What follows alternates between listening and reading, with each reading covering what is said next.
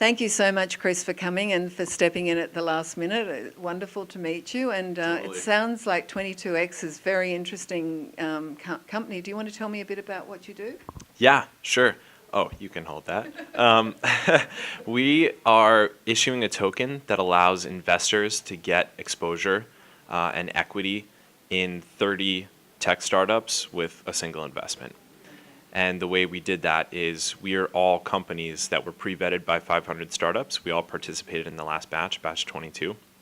We all pooled equity into one special purpose vehicle, and we're issuing a token that represents equity in that. So you're all 500 startups guys? Yep, exactly. Yeah, every one of us is a founder in 500 startups. That's very cool. Yeah. And so could you tell me how hard is it to raise an ICO at the moment? Yeah, well, I'll tell you in a month. Okay. But it is, I mean, we're at the stage where our sale is about to go live in a matter of weeks.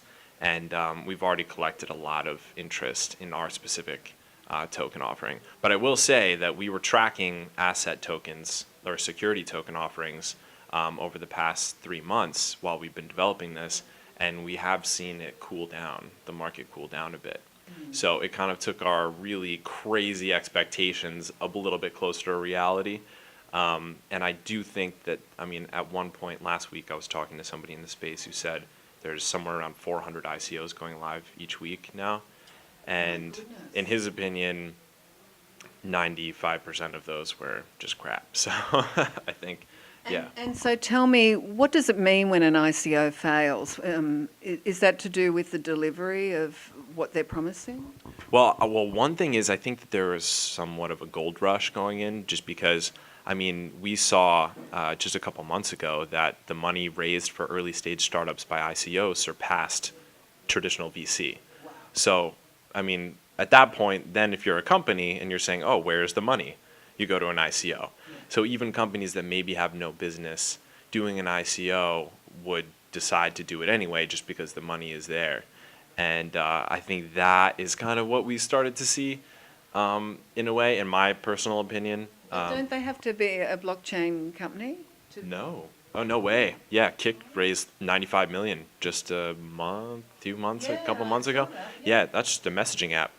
And no blockchain in the background? Not when they decided to do the ICO. There you go, you've educated me. That's Yeah. amazing. Oh, yeah, there's tons of, I mean, actually. So everyone's just jumping on the boat.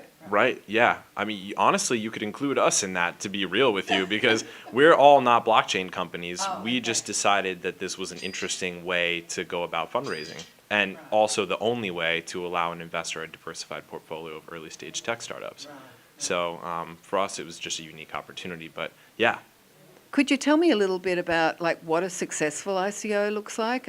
What you need? Obviously, you guys had to study all of this, so I'm sure Yeah. you're experienced to it enough to tell me that.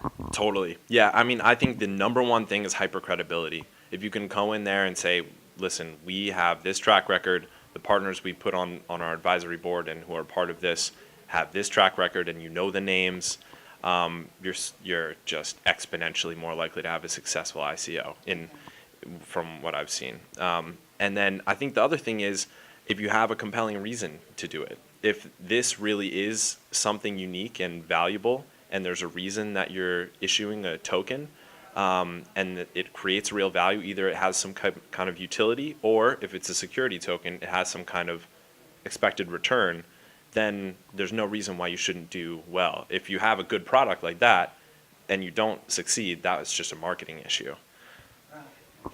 And so tell me, what would your advice be to someone, to a startup that's trying to raise an ICO? Obviously, you haven't launched it yet, but you've already learned quite a lot, I would imagine. Oh my God, yeah.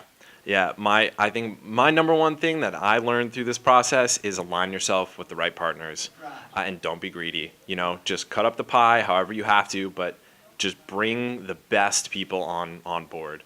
And that was actually, you know, for us, an internal struggle, not a struggle, but something we had to learn over time was that we couldn't do it ourselves.